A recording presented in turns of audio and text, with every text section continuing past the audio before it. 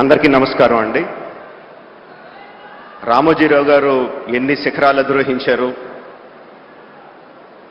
ఆయన అధిరోహించడమే కాకుండా ఆయనతో పాటు ఎంతమందిని చేతులు పట్టుకొని ముందుకు తీసుకెళ్లారు, పైకి తీసుకెళ్లారు, రాష్ట్ర ప్రజల కోసం ఎంత చేశారు అన్నది ఇప్పటి వరకు నా ముందు మాట్లాడిన వక్తలందరూ చెప్పారు.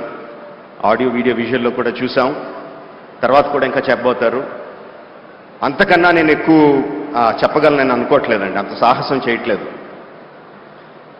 ఒకటే అడుగుతున్నా అండి, అంత చేసిన రామోజీరావు గారికి మనం తిరిగి ఏం చేయగలం? 100% అండి.